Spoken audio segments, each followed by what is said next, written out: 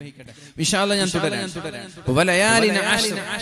10 രാത്രികളെ കൊണ്ട് തന്നെയാണ് സത്യം. അല്ലാഹു പറയാണ്, അഫ്ളലു അയ്യാമിദ് ദുനിയാ അയ്യാമുൽ അശ്ർ, ദിവസങ്ങളിലെ ഏറ്റവും നല്ല ദിവസങ്ങൾ അത് ദുൽഹിജ്ജ മാസത്തിലെ ആദ്യത്തെ 10 ദിവസങ്ങളാണെന്ന് ശഫീഉനാ റസൂലുള്ളാഹി സ്വല്ലല്ലാഹു അലൈഹി വസല്ലം. എന്തുകൊണ്ടാണ് മറ്റുള്ള ദിവസങ്ങളിൽ നിന്ന് ഈ 10 ദിവസങ്ങൾക്ക് പ്രത്യേകത ലഭിച്ചത്? മറ്റുള്ള ദിവസങ്ങളിൽ നിന്ന് ഈ ദിവസത്തിന് പ്രത്യേകത ലഭിക്കാൻ കാരണം എന്താ? അതിന്റെ കാരണം എല്ലാ അമലുകളും ഒരുമിച്ച് കൂടുന്ന ദിവസമാണ്.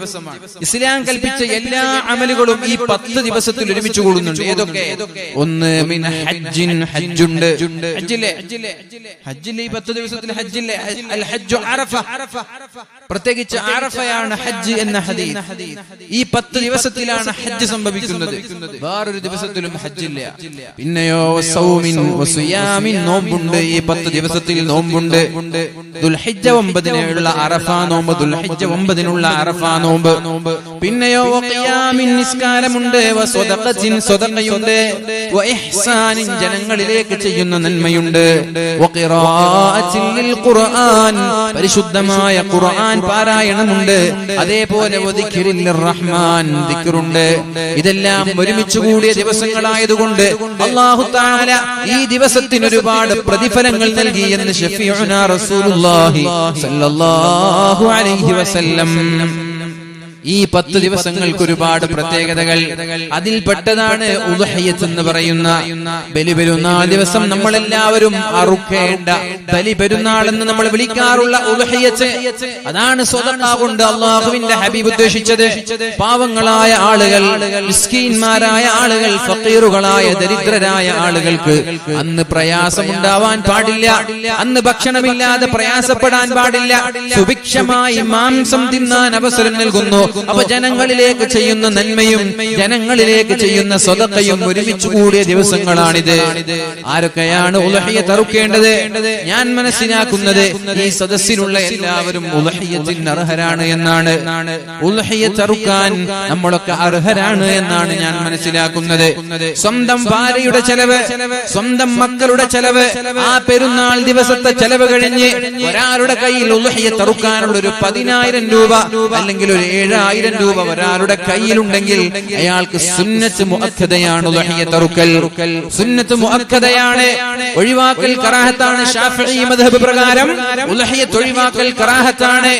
ഒരു ഹദീസ് പ്രകാരം, അല്ലാഹുവിന്റെ ഹബീബിന്റെ ഒരു ഹദീസ് പ്രകാരം കഴിവുണ്ടായിട്ടും ഉദ്ഹിയ്യത്ത് അറുക്കാത്ത ഒരാൾ പെരുന്നാൾ നിസ്കരിക്കാൻ എന്റെ പള്ളിയിലേക്ക് വരരുത് എന്ന് ശഫീഉനാ റസൂലുള്ളാഹ് സല്ലല്ലാഹു അലൈഹി വസല്ലം. കഴിവുണ്ടായിട്ടും ഉദ്ഹിയ്യത്ത് അറുക്കാത്തവർ എന്റെ പള്ളിയിലേക്ക് നിസ്കരിക്കാൻ കടന്നു വരരുത്. പെരുന്നാൾ നിസ്കാരത്തിന് അവർ സന്നിഹിതരാവരുത്, കടന്നു വരരുത്. ആർക്കൊക്കെയാണ് കഴിവുള്ളത്?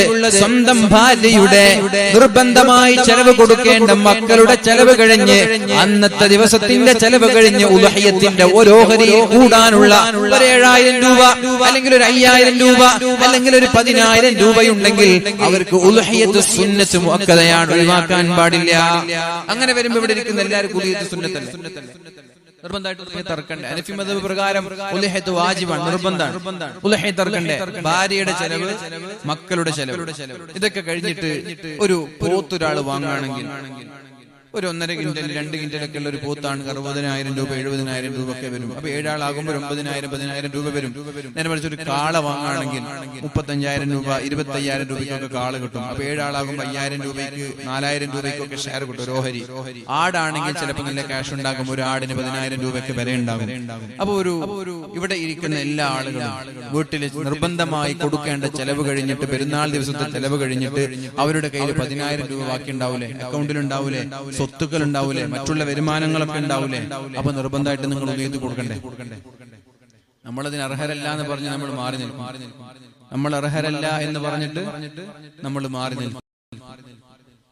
കൊടുക്കണം. നമ്മൾ എന്തിനാ ഉദ്ഹിയ്യത്തിന് അത്ര നിസ്സാരമായി കാണുന്നത്? റസൂലുള്ളാഹി സ്വല്ലല്ലാഹു അലൈഹി വസല്ലം ഒരൊറ്റ ഒരു ദിവസം തന്നെ 100 മൃഗങ്ങളെ ഉദ്ഹിയ്യത്ത് അറുത്തു കൊടുത്തിട്ടുണ്ട്. പെരുന്നാൾ ദിവസം, ബലി പെരുന്നാൾ ദിവസം 100 ആടുകളെ അല്ലാഹുവിന്റെ ഹബീബ് ഉദ്ഹിയ്യത്ത് അറുത്തു കൊടുത്തിട്ടുണ്ട്. അതെങ്ങനെ? സ്വന്തം കാൽമുട്ട് അല്ലാഹുവിന്റെ ഹബീബ് ഉൽഹിയത്തിന്റെ മൃഗത്തിന്റെ പിരടിയിൽ വെച്ച് 63 എണ്ണം സ്വന്തം കൈകൾ കൊണ്ട് അറുത്തു കൊടുത്തു. ബാക്കി 37 എണ്ണം അലി ഇബ്നു അബീ ത്വാലിബ് റളിയല്ലാഹു അൻഹുവിനോട് അറുക്കാൻ ഏൽപ്പിച്ചു. ഒരൊറ്റ ഒരു പെരുന്നാളിന് 100 ഉൽഹിയത്തിന്റെ മൃഗങ്ങളെയാണ് അല്ലാഹുവിന്റെ ഹബീബ് അറുത്തു കൊടുത്തത്. ഫാത്തിമ ബീവിയോട് നബി തങ്ങൾ പറഞ്ഞു, ഫാത്തിമ ഖൂമി ഇലാ ഉൽഹിയതികി, നിന്റെ ഉൽഹിയത്തിന്റെ അടുത്ത് പോയി നീ ഹാജരാവണം. അഥവാ സ്ത്രീകളും ഉൽഹിയത്ത് അറുക്കണം. സ്ത്രീകളും ഉൽഹിയത്ത് അറുക്കണം. ഒരു വീട്ടിൽ ഒരാളൊരു പോത്ത് വാങ്ങുകയാണെങ്കിൽ 7 ഓഹരികൾ ആ പോത്തിൽ ഉൾപ്പെടുത്താമല്ലോ. അപ്പൊ നിങ്ങളുടെ ഭാര്യ അതിലൊരു ഓഹരിയായി നിങ്ങൾ ഉൾപ്പെടുത്തണം. അതിന് ഭാര്യ ക്യാഷ് തരുമെങ്കിൽ വാങ്ങാം, അല്ലെങ്കിൽ നിങ്ങളുടെ കയ്യിൽ നിന്ന് നിങ്ങൾ ക്യാഷ് കൂട്ടണം. ഇതെന്റെ ഭാര്യയുടെ ഒരു ഓഹരിയാണ്. നിങ്ങളുടെ മക്കളുണ്ടെങ്കിൽ മക്കളുടെ ഉൽഹിയത്തും നിങ്ങൾ ചേർക്കണം. നിങ്ങൾക്ക് മാതാപിതാക്കളുണ്ടെങ്കിൽ മാതാപിതാക്കളെയും ചേർക്കണം. എന്നിട്ട് ഉമ്മയോട് പറയണം, ഉമ്മ നിങ്ങളുടെ ഉൽഹിയത്തിന്റെ ഒരു ഓഹരി ഇതിലുണ്ട്. ഉമ്മയിൽ നിന്ന് ക്യാഷ് തന്നാൽ വാങ്ങാം, അല്ലെങ്കിൽ നിങ്ങൾ കൊടുക്കണം ക്യാഷ്. ഉപ്പയുടെ ഓഹരി ഉപ്പ ക്യാഷ് തന്നാൽ വാങ്ങാം, അല്ലെങ്കിൽ നിങ്ങൾ കൊടുക്കണം. അങ്ങനെ 7 ആളുകളെ ഉൾപ്പെടുത്തണം. ഒരു വീട്ടിലെ 7 ആളുകളെ ഉൾപ്പെടുത്തിക്കൊണ്ട് ഉൽഹിയത്ത് അറുത്തുകൂടെ? അങ്ങനെ ഉൽഹിയത്ത് അറുത്ത മൃഗമാണ് നാളെ മഹ്ശറ ലോകത്തേക്ക് നമ്മെ കൊണ്ടുപോകുന്നത്. ഖബറിൽ നിന്ന് കൂട്ടം കൂട്ടമായി ആളുകൾ എണീച്ചാൽ മഹ്ശറയിലേക്ക് കൊണ്ടുപോകുന്ന മൃഗം നമ്മൾ ഉൽഹിയത്ത് അറുത്ത മൃഗമായിരിക്കും. അതേപോലെ തന്നെ ഹിസാബ് കഴിഞ്ഞ് സിറാത്ത് പാലത്തിലൂടെ കടന്നു പോകുമ്പോൾ ഈ ഉൽഹിയത്തിന്റെ മൃഗമാണ് സിറാത്ത് പാലത്തിലൂടെ സ്വർഗ്ഗത്തിലേക്ക് കൊണ്ടുപോകാൻ കടന്നു വരിക എന്ന് ഹദീസുകളിൽ നിന്ന് നമുക്ക് മനസ്സിലാക്കാൻ സാധിക്കും. അതുകൊണ്ട് തന്നെ ഉൽഹിയത്ത് അറുക്കുമ്പോൾ ഏറ്റവും നല്ല ശക്തിയുള്ള, ഏറ്റവും നല്ല മാംസമുള്ള, ചുറുചുറുക്കുള്ള മൃഗത്തെ തന്നെ അറുക്കണമെന്ന് ശഫീഉനാ റസൂലുള്ളാഹ് സല്ലല്ലാഹു അലൈഹി വസല്ലം നബി തങ്ങൾക്ക് അതായിരുന്നു ഇഷ്ടം. ഏറ്റവും നല്ലതിനെ അറുക്കലാണ്. കാണാൻ ഭംഗിയുള്ള, നല്ല മാംസമുള്ള, ഏറ്റവും വിലപിടിപ്പുള്ളതിനെ തന്നെ അറുക്കണമെന്നാണ് അല്ലാഹുവിന്റെ ഹബീബ് പഠിപ്പിച്ചത്. എന്തിനാണ്? ഇതൊരു ഇബാദത്താണ്, ഇതൊരു ആരാധനയാണ്. ആരാധനയിൽ ലൻ തനാലുൽ ബിർറ ഹത്താ തുൻഫിഖൂ മിമ്മാ തുഹിബ്ബൂൻ, നിങ്ങൾക്ക് ഏറ്റവും ഇഷ്ടപ്പെട്ടത് കൊടുക്കുമ്പോഴാണ് അല്ലാഹു തആല പൂർണ്ണമായ പ്രതിഫലം നൽകുന്നത്. ഏറ്റവും ഇഷ്ടപ്പെട്ടത് കൊടുക്കണം. മറ്റുള്ള എല്ലാ വിഷയങ്ങൾക്കും നമ്മൾ ചെലവഴിക്കാറുണ്ട്. കോടികൾ ചെലവഴിച്ച് നമ്മൾ വീടെടുക്കാറുണ്ട്. ലക്ഷങ്ങൾ ചെലവഴിച്ച് നമ്മൾ വാഹനങ്ങൾ വാങ്ങാറുണ്ട്. 10,000ങ്ങളുടെ ഫോണുകളും ലക്ഷങ്ങളുടെ ഫോണുകളും വസ്ത്രങ്ങളും ചെരുപ്പുകളും എല്ലാം നമ്മൾ വാങ്ങാറുണ്ട്. പക്ഷേ അല്ലാഹുവിന്റെ ദീൻ പഠിപ്പിച്ചൊരു സുന്നത്തായ ചടങ്ങിന് എന്തിനാണ് നമ്മൾ ഇങ്ങനെ പിശുക്ക് കാണിക്കുന്നത്? അവിടെ പോയി ഏറ്റവും വില കുറഞ്ഞത് നമ്മൾ വാങ്ങുന്നത്. നല്ലത് തന്നെ വാങ്ങണം, നല്ല കഴിവുള്ളത്, നല്ല വിലപിടിപ്പുള്ളത് തന്നെ വാങ്ങണം. അതൊരു ഇബാദത്താണെന്നുള്ള ബോധത്തോടെ ഈ മൃഗമാണ് നാളെ മഹ്ശറ ലോകത്ത് നമ്മെ രക്ഷപ്പെടുത്താൻ വരുന്നത്. മഹാനായ ഇബ്രാഹിം നബി അലൈഹിസ്സലാമിന്റെ ചര്യയാണത്. ഇബ്രാഹിം നബി അലൈഹിസ്സലാം ചെയ്തതുകൊണ്ട് ഞങ്ങൾ എന്തിനാണ് നബിയെ ചെയ്യുന്നത് എന്നൊരു സഹാബി ചോദിച്ചപ്പോൾ അല്ലാഹുവിന്റെ ഹബീബ് സല്ലല്ലാഹു അലൈഹി വസല്ലം തങ്ങൾ പറഞ്ഞ മറുപടി, നിങ്ങൾക്ക് അതിന്റെ ഓരോ രോമത്തിനും അല്ലാഹു തആല പ്രതിഫലം നൽകുമെന്ന് ശഫീഉനാ റസൂലുള്ളാഹ്. ഒരു ആട്ടിൻകുട്ടിയിലുള്ള, ഒരു ആടിലുള്ള രോമങ്ങൾ എണ്ണിത്തിട്ടപ്പെടുത്താൻ നമ്മൾക്ക് കഴിയോ? അല്ലെങ്കിൽ ഒരു പോത്തിലുള്ള രോമങ്ങൾ എണ്ണിത്തിട്ടപ്പെടുത്താൻ കഴിയോ? ഇല്ല.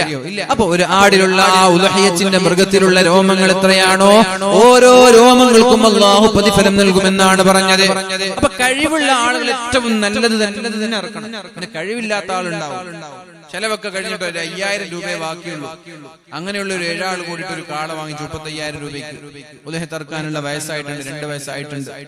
നിങ്ങൾ അതർക്കുക. കഴിവുള്ള ആളുകൾ ചെറുതിനെ തെരഞ്ഞെടുക്കരുത്. ഭംഗിയുള്ള, മാംസമുള്ള, വിലപിടിപ്പുള്ളതിനെ തെരഞ്ഞെടുത്ത് എന്തായാലും ഉൽഹിയത്ത് അറുക്കണം. നിസ്സാരമായി കാണുകയേ ചെയ്യരുത് എന്ന് വീണ്ടും ഞാൻ ആവർത്തിക്കുകയാണ്. അങ്ങനെ ഉൽഹിയത്ത് അറുക്കാൻ ഉദ്ദേശിക്കുന്ന ആളുകൾ ഇതെന്റെ സുന്നത്തായ ഉൽഹിയത്താണെന്ന് പറയണം. ഉൽഹിയത്തിന്റെ മൃഗമൊക്കെ വീട്ടിൽ കൊണ്ടുവന്നിട്ടുണ്ടാവും. എന്നിട്ട് വീട്ടിൽ കിട്ടിയിട്ട് നാട്ടുകാർ വരുമ്പോ ഇതെന്റെ ഉൽഹിയത്തിന്റെ മൃഗമാണെന്ന് പറയരുത്. ഇതെന്റെ സുന്നത്തായ ഉൽഹിയത്തിന്റെ മൃഗമാണ്, അങ്ങനെ പറയണം. ഇതെന്റെ സുന്നത്തായ ഉൽഹിയത്താണെന്ന് പറയണം. ഇതെന്റെ ഉൽഹിയത്തിന്റെ മൃഗമാണെന്ന് പറഞ്ഞാൽ, ഇതെന്റെ ഉൽഹിയത്താണെന്ന് പറഞ്ഞാൽ ഉൽഹിയത്ത് നിർബന്ധമായി. ഉൽഹിയത്ത് നിർബന്ധമായാൽ അതിൽ നിന്നൊരു കഷ്ണം പോലും തിന്നാൻ പാടില്ല. അതിൽ നിന്നൊരു കഷ്ണം പോലും ധനികർക്ക് പോലും, മുസ്ലിമീങ്ങളായ മുതലാളിമാർക്ക് പോലും നൽകാൻ പാടില്ല. പാടില്ല. എല്ലാം ദരിദ്രരായ പാവങ്ങൾക്ക് കൊടുക്കണം. നിർബന്ധമായ ഉദ്ഹിയത്താണെങ്കിൽ ഒരാൾ ഉദ്ഹിയത്ത് അറുക്കാൻ വേണ്ടി നേർച്ച ചെയ്തു. ഇതാ കഴിഞ്ഞ വർഷം നേർച്ച ചെയ്തതാണ്. വീട്ടിലുള്ള 2 വയസ്സായ ഒരു കാളയെയോ ഒരു ആട്ടിൻകുട്ടിയെയോ കാണിച്ചുകൊണ്ട് ഇൻഷാ അല്ലാഹ് ഈ ആട്ടിൻകുട്ടിയെ ഉദ്ഹിയത്ത് അറുക്കാൻ വേണ്ടി ഞാൻ നേർച്ചയാക്കി എന്ന് പറഞ്ഞാൽ നിർബന്ധമായ ഉദ്ഹിയത്താണ്. അതിൽ നിന്നൊരു കഷ്ണം പോലും നേർച്ച ചെയ്തവന് കഴിക്കാൻ പാടില്ല. കഴിക്കൽ ഹറാമാണ്. മുതലാളിമാർക്കും കൊടുക്കരുത്. പിന്നെ സർവ്വതും നാട്ടിലുള്ള പാവങ്ങൾക്ക് വേണ്ടി സ്വതഖ ചെയ്യണം. എന്നാൽ സുന്നത്തായ ഉദ്ഹിയത്ത് അങ്ങനെയല്ല. ഏതാണ് സുന്നത്തായ ഉദ്ഹിയത്ത്? ഇതെന്റെ സുന്നത്തായ ഉദ്ഹിയത്താണ് എന്ന് കരുതണം. അങ്ങനെ സുന്നത്തായ ഉദ്ഹിയത്താണെങ്കിൽ ഒരൽപ്പം മാത്രം കൊടുത്ത് എല്ലാം അയാൾക്ക് കഴിക്കുന്നത് കൊണ്ട് കുഴപ്പമില്ല. ഒരൽപ്പം മാത്രം ഫഖീറായ ഒരാൾക്ക് കൊടുത്ത് ദരിദ്രരായ ആളുകൾക്ക് കൊടുത്ത് ബാക്കിയുള്ളത് മുഴുവനും വീട്ടിൽ ഫ്രീസറിൽ വെച്ച് കഴിക്കുന്നത് കൊണ്ട് യാതൊരു കുഴപ്പമില്ല. പക്ഷെ നല്ലതല്ല. ഒരൽപ്പം മാത്രം എടുത്തുകൊണ്ട് മറ്റുള്ളതെല്ലാം പാവങ്ങളായ ആളുകൾക്ക് നല്ലത് നൽകലാണ് ഏറ്റവും നല്ലത്. പക്ഷെ നിർബന്ധമായാൽ ഒരു കഷ്ണം പോലും കഴിക്കാൻ പാടില്ല. അതുകൊണ്ട് ഉദ്ഹിയത്തിന്റെ മൃഗം വാങ്ങിച്ചാൽ ഇതെന്റെ സുന്നത്തായ ഉദ്ഹിയത്താണെന്നാണ് നമ്മൾ പറയേണ്ടത്. അല്ലാതെ ഇതെന്റെ ഉദ്ഹിയത്താണ് എന്നോ ഇതെന്റെ ഉദ്ഹിയത്തിന്റെ മൃഗമാണോ എന്നോ ആരും പറഞ്ഞു പോകരുത്. പറഞ്ഞാൽ നിർബന്ധമായി നിർബന്ധത്തിന് സുന്നത്തിനേക്കാളും പ്രതിഫലം കൂടുതലാണ്. കൂടി മനസ്സിലാക്കണം. സുന്നത്ത് നിസ്കരിച്ച ഒരാള്, സുബഹിക്ക് മുമ്പുള്ള സുന്നത്ത് നിസ്കരിച്ച ഒരാള്, സുബഹി നിസ്കാരം ജമാഅത്തായി നിസ്കരിച്ചു. ഇതിനാ കൂലി കൂടുതൽ? 2 റക്അത്താണ്. പ്രതിഫലം കൂടുതൽ ഏതിനാ? ഫർളായ സുബഹിക്കാണ്. കാരണം എന്തേ? അത് നിർബന്ധമാണ്. ഇത് സുന്നത്താണ്. നിർബന്ധമായ ഫർളിനാണ് സുന്നത്തിനേക്കാളും കൂലിയുള്ളത്. അപ്പോൾ നിർബന്ധമായ ഉദ്ഹിയത്തിനാണ് സുന്നത്തായ ഉദ്ഹിയത്തിനേക്കാളും പ്രതിഫലമുള്ളത്. അപ്പോൾ നിർബന്ധമായി എന്ന് പറഞ്ഞാലും പേടിക്കേണ്ടതില്ല. അല്ലാഹു പ്രതിഫലം കൂടുതൽ തരും.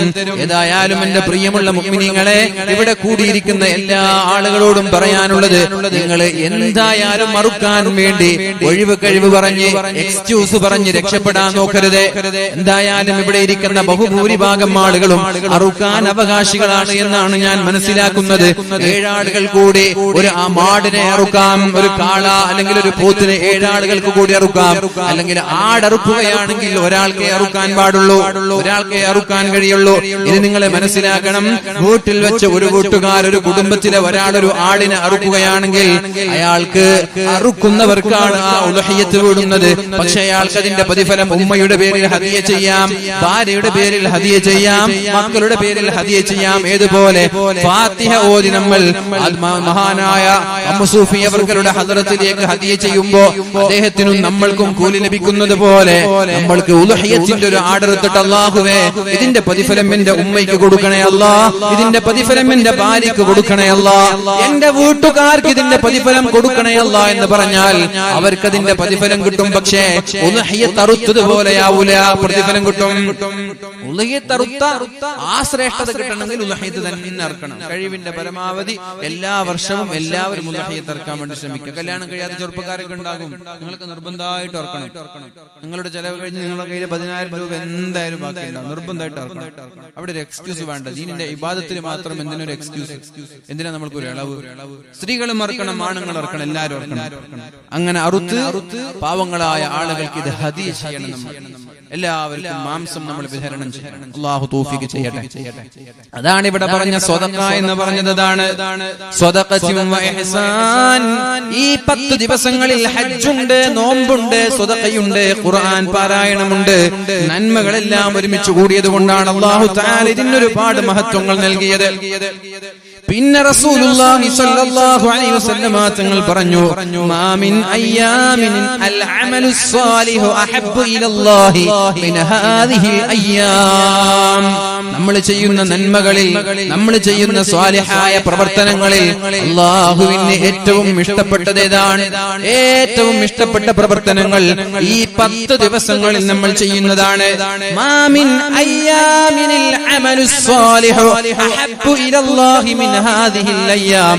ഈ 10 ദിവസങ്ങളിൽ നമ്മൾ ചെയ്യുന്ന നന്മകൾ പോലെ വേറെ ഒരു ദിവസത്തിൽ നിങ്ങൾ നന്മ ചെയ്താലും ഇത്രത്തോളം അല്ലാഹു പ്രതിഫലം തരൂല. അല്ലാഹുവിന് ഇത്രത്തോളം ഇഷ്ടം തോന്നുന്ന മറ്റൊരു അമലുമില്ല എന്ന് ശഫീഉനാ റസൂലുള്ളാഹ്. എന്താ എന്താ ഈ ദിവസത്തെ കുറിച്ച് മനസ്സിലാക്കിയത്?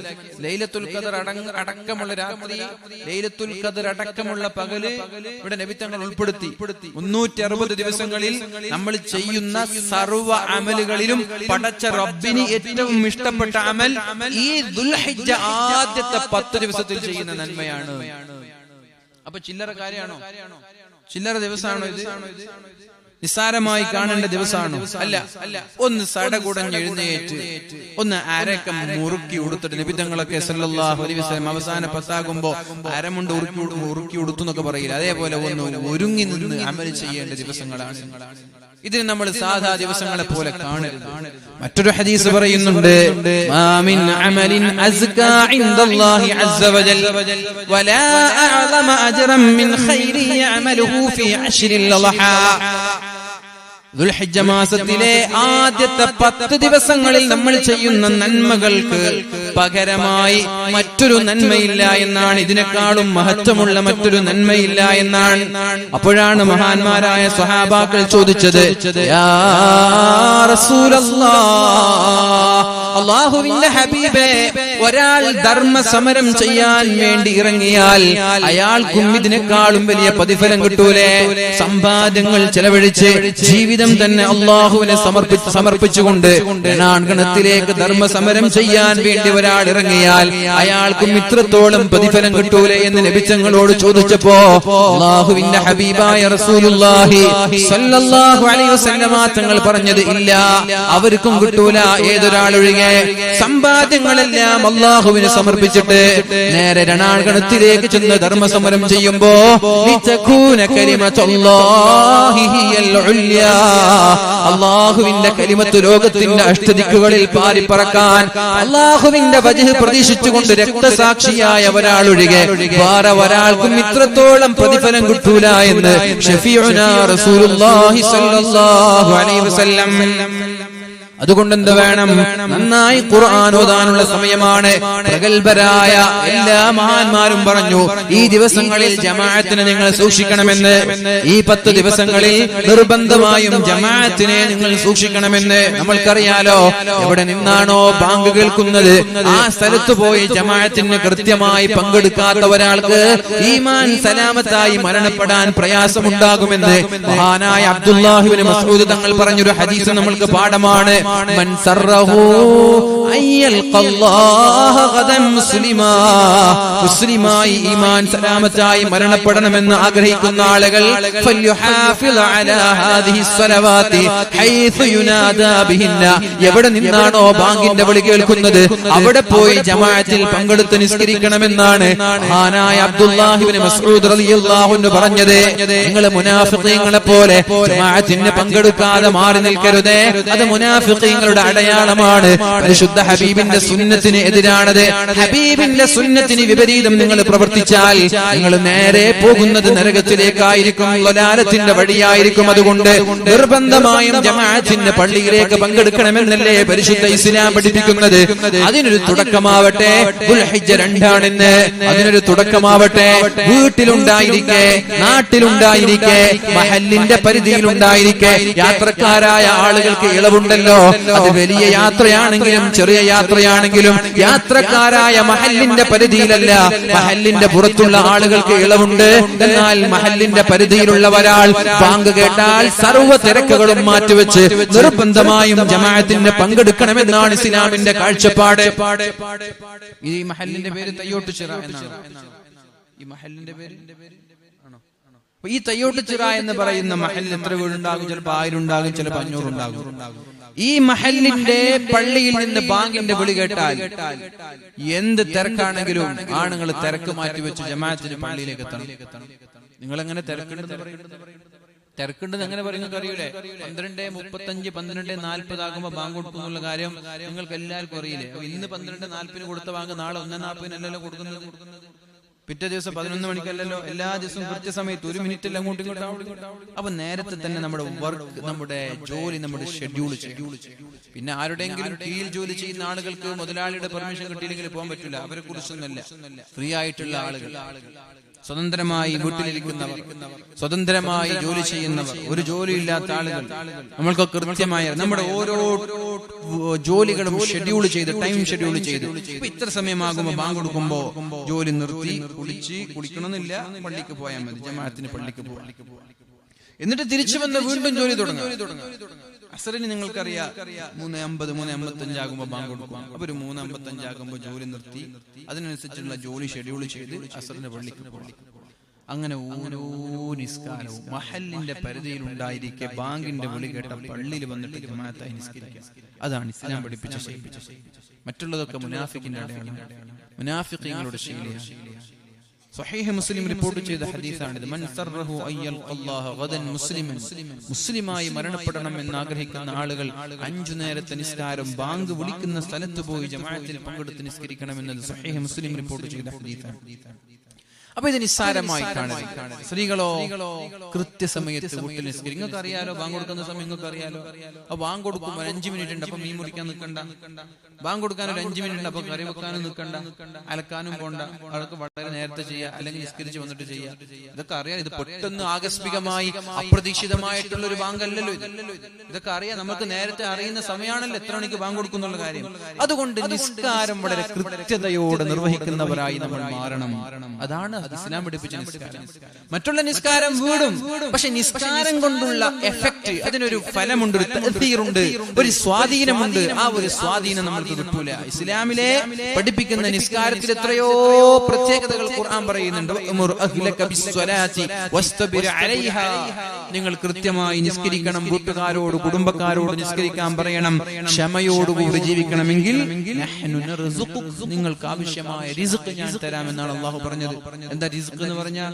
തീറ്റല്ല. റിസ്ക് എന്ന് പറഞ്ഞാൽ തിന്നല് മാത്രമല്ല, നമ്മുടെ വീട് റിസ്കാണ്, നമ്മുടെ മക്കൾ റിസ്കാണ്, നമ്മുടെ ഭക്ഷണം റിസ്കാണ്, നമ്മുടെ വസ്ത്രം റിസ്കാണ്, നമ്മുടെ വണ്ടി റിസ്കാണ്, നമ്മുടെ കൃഷി റിസ്കാണ്, നമ്മുടെ ജോലി റിസ്കാണ്. കൃത്യമായി നിങ്ങൾ നിസ്കരിക്കുന്നവരാകുക എങ്കിൽ നിങ്ങൾക്ക് വേണ്ടുന്ന റിസ്ക് ഞാൻ തരാം. അള്ളാഹു ഒരാളെയും കൈയൊഴിയൂല. നമ്മൾ നിസ്കരിക്കും. അതുകൊണ്ട് നിസ്കാരത്തിൽ ഒരു മാറ്റം വരുത്തണം. അന്ധനായ സ്വഹാബിയോട് പോലും അല്ലാഹുവിന്റെ ഹബീബ് പറഞ്ഞത്, കൂടെ നടക്കാൻ, കൂടെ പള്ളിയിലേക്ക് വരാൻ ഒരാളെ കിട്ടിയാൽ നിർബന്ധമായും പള്ളിയിലേക്ക് വരണമെന്നാണ്. പിന്നെ എങ്ങനെ നമ്മളൊക്കെ നിസ്കാരത്തിന് പള്ളിയിൽ വരാതെ വീട്ടിൽ ടിവിയും കണ്ടുകൊണ്ടിരിക്കുന്ന ഒരു അവസ്ഥയിലേക്ക് എത്തി? മാറ്റം വരേണ്ടേ, മാറ്റം വരേണ്ടേ മുഅ്മിനീങ്ങളെ. ചെറിയ ഒരു ചേഞ്ച് നമ്മളിൽ ഉണ്ടാവേണ്ടേ. വെറുതെ അങ്ങ് ചേഞ്ച് വരൂല, വെറുതെ അങ്ങ് മാറ്റം വരൂല. മാറ്റം ഉണ്ടാവണമെന്ന് നമ്മൾ ആഗ്രഹിക്കണം. നമ്മൾക്കൊരാഗ്രഹം വേണം, മാറ്റം വരണമെന്നൊരാഗ്രഹം ഉണ്ടായാലേ അള്ളാഹു നമ്മെ മാറ്റി തരുള്ളൂ. അതുകൊണ്ട് എല്ലാവരും മനസ്സിലൊരു ആഗ്രഹിക്കണം, മനസ്സിലൊരു പ്രതിജ്ഞ എടുക്കണം. എന്റെ നിസ്കാരം നാട്ടിലുണ്ടായാൽ പള്ളിയിൽ പോയി തന്നെ ഞാൻ നിസ്കരിക്കും. നിങ്ങൾ കോഴിക്കോട്ടേക്ക് പോയി, അപ്പൊ ബാങ്ക് കൊടുത്തു, അപ്പൊ നിങ്ങൾ നിർത്തിയിട്ട് പള്ളിയിൽ പോയി നിസ്കരിക്കണം എന്ന് ഞാൻ പറയുന്നില്ല. ബാങ്ക് കൊടുക്കുമ്പോ അപ്പൊ നിർത്തി പോയാൽ ഏറ്റവും നല്ലതാണ്. ഇനി പോയില്ലെങ്കിൽ പ്രശ്നമില്ല. നിങ്ങളുടെ യാത്ര കഴിഞ്ഞിട്ട് ജമ്മു കശ്മീർ ചെയ്യാൻ ഓപ്ഷനുണ്ട്. കോഴിക്കോട്ടേക്കല്ല ഞാൻ പറഞ്ഞത്. യാത്ര ചെയ്യേണ്ട 132 കിലോമീറ്ററുള്ള യാത്രയാണെങ്കിൽ, അതേപോലെ മറ്റുള്ളത് ചെറുതും അതൊരു യാത്രയാണ്. അപ്പൊ നമ്മൾക്ക് കൃത്യമായി പള്ളിയിലേക്ക് പോകാൻ കഴിഞ്ഞൊന്നും വരില്ല. അപ്പൊ നമ്മൾ പോയി യാത്ര ചെയ്തു, 12:45 ബാങ്ക് കൊടുത്തു, 1.5 മണിക്കൂർ 2 മണിക്കൂർ കാണുന്ന പള്ളിയിൽ നിർത്തി. നമ്മൾ തെറ്റുകാരല്ല, നമ്മൾ നിസ്കാരത്തിന്റെ വിഷയത്തിൽ അലംഭാവം കാണിച്ചില്ല. പക്ഷെ നാടിലാണെങ്കിൽ നിർബന്ധമായി സമയത്ത് നിസ്കരിക്കുന്നവരാകണം, മഹല്ലിന്റെ പരിധിയിലായിരിക്കും. ഈ വിഷയം വളരെ ഗൗരവത്തോടെ സ്ത്രീകളും ആണുങ്ങളും എടുക്കണം. അല്ലാഹു തൗഫീഖ് ചെയ്യട്ടെ. അപ്പൊ മഹാന്മാര് പഠിപ്പിക്കുന്നുണ്ട്, ഈ 10 ദിവസങ്ങളിൽ ജമാഅത്തിന്റെ കാര്യം നിങ്ങൾ ഗൗരവത്തിലെടുക്കണം. അങ്ങനെ നമ്മൾ പഠിച്ചു വളരണം, ശീലിച്ചു വളരണം. അങ്ങനെ അതിങ്ങനെ ജീവിതത്തിൽ പകർത്തി മുന്നോട്ട് പോകണം. അതിന്റെ മുമ്പും ശേഷവുമുള്ള നിസ്കാരങ്ങൾ, സുന്നത്ത് നിസ്കാരങ്ങൾ, അതും ഇതിന്റെ കൂടെ ശീലിക്കണമെന്ന് മഹാന്മാരായ പണ്ഡിതന്മാര് പഠിപ്പിക്കുന്നുണ്ട്. മുഅ്മിനീങ്ങളെ അല്ലാഹു റബ്ബ് സുബ്ഹാനഹു വ തആല തൗഫീഖ് നൽകി അനുഗ്രഹിക്കട്ടെ. അല്ലാഹു തആല സത്യം ചെയ്ത പവിത്രമായ ഈ 10 ദിവസങ്ങൾ നന്മ ചെയ്യാൻ വേണ്ടി ഉപയോഗിക്കണം. നന്മ ചെയ്ത് അല്ലാഹുവിനോട് ദുആ ചെയ്യാൻ വേണ്ടി, നിരന്തരമായി അല്ലാഹുവിനോട് പ്രാർത്ഥിക്കാൻ വേണ്ടി നമ്മൾ ഉപയോഗിക്കണം. പ്രാർത്ഥിച്ചുകൊണ്ടേയിരിക്കുക. പ്രാർത്ഥനയിൽ നിന്ന് നമ്മൾ നിരാശരാവാൻ പാടില്ല. പ്രാർത്ഥന ഒരു മുഅ്മിനിന്റെ ആയുധമാണ്, നമ്മുടെ ആയുധമാണ് പ്രാർത്ഥന എന്ന് പറയുന്നത്.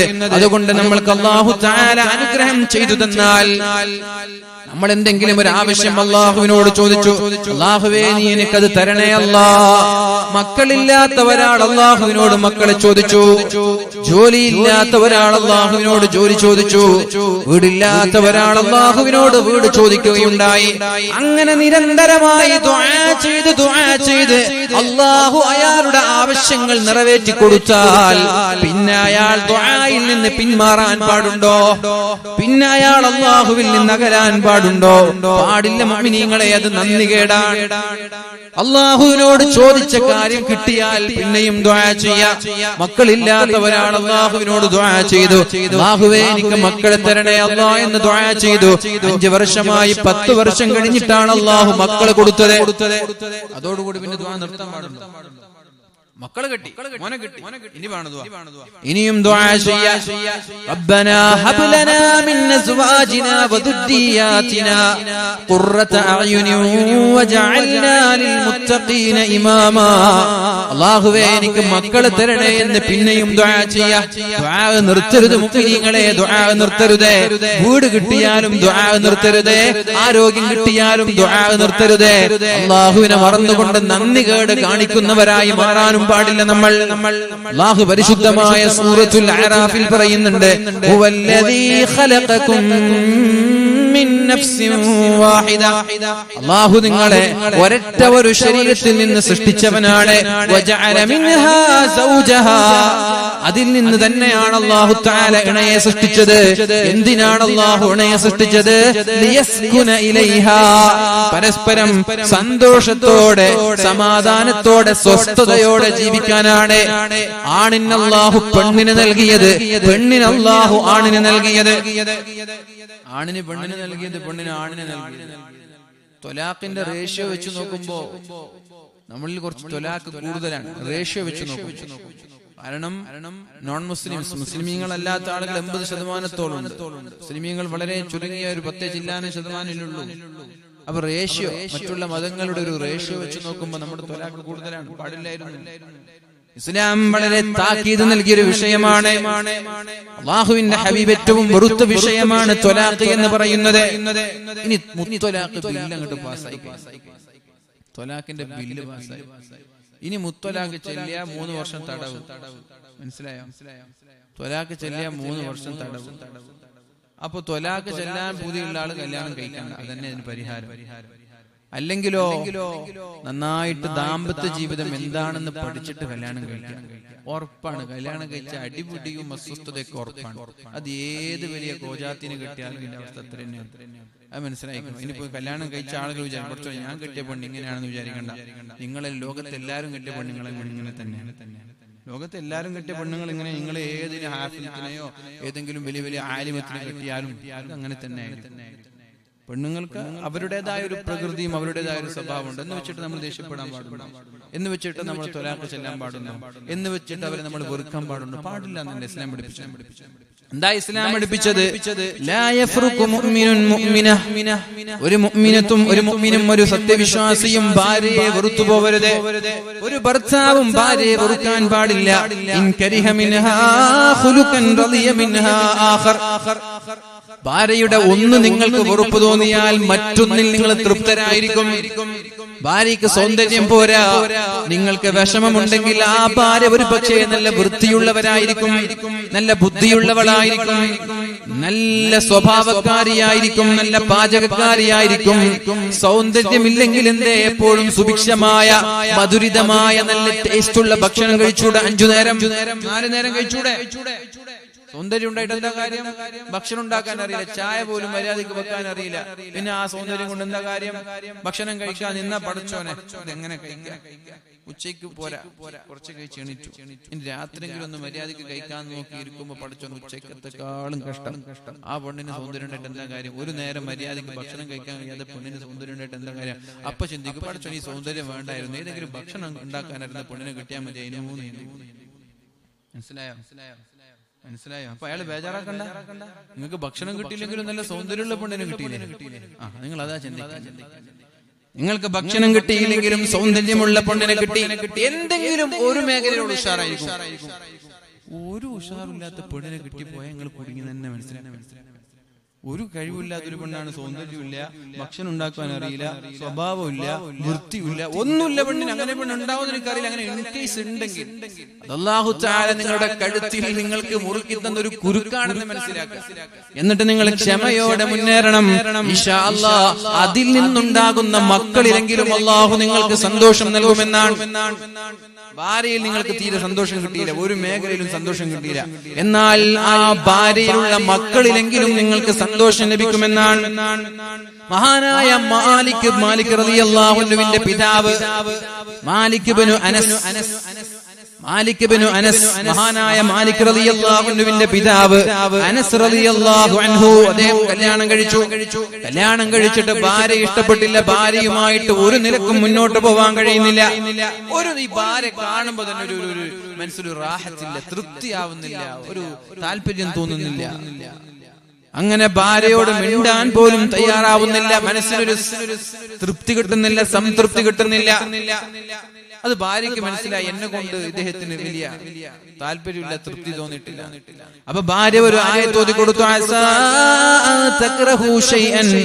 നിങ്ങൾക്കൊരു പക്ഷേ വെറുപ്പ് തോന്നുന്ന കാര്യങ്ങൾക്ക് പിന്നിൽ അല്ലാഹു തആല എന്തെങ്കിലും ഒരു നന്മയെ മറച്ചു വെച്ചിട്ടുണ്ടാകും. നിങ്ങൾക്ക് എന്നിൽ താല്പര്യമില്ല, എന്നോട് വെറുപ്പാണ്, പക്ഷെ അല്ലാഹു എന്തെങ്കിലും ഒരു നന്മ ഇതിൽ മറച്ചു വെച്ചിട്ടുണ്ടാകും, നിങ്ങൾ ക്ഷമിക്കൂ എന്ന് ഭാര്യ പറഞ്ഞു.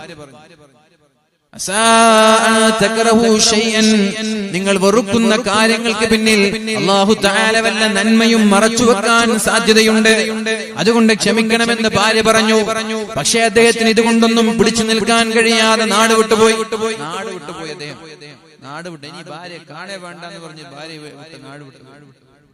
18 വർഷം കഴിഞ്ഞിട്ടാണ് പിന്നെ നാട്ടിലേക്ക് തിരിച്ചു വരുന്നത്. 18 വർഷം കഴിഞ്ഞിട്ടാണ് പിന്നെ നാട്ടിലേക്ക് തിരിച്ചു വരുമ്പോ പരിശുദ്ധമായ പള്ളിയിൽ ഒരു ചെറുപ്പക്കാരൻ ക്ലാസ് എടുത്തു കൊടുക്കുന്നുണ്ട്.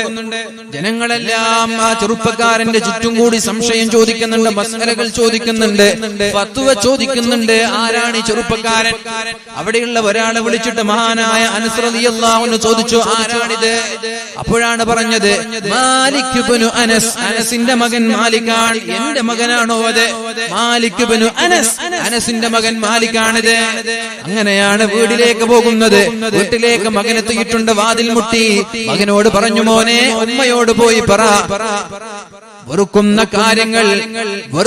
കാര്യങ്ങൾക്കിടയിൽ ഒരു നന്മ അല്ലാഹു മറച്ചു വെച്ചിട്ടുണ്ടാകുമെന്ന് പറഞ്ഞിട്ട് ഒരാൾ പുറത്തു നിൽക്കുന്നുണ്ട് എന്ന് ഉമ്മയോട് പറ എന്ന് പറഞ്ഞ് വീട്ടിലേക്ക് പോയി.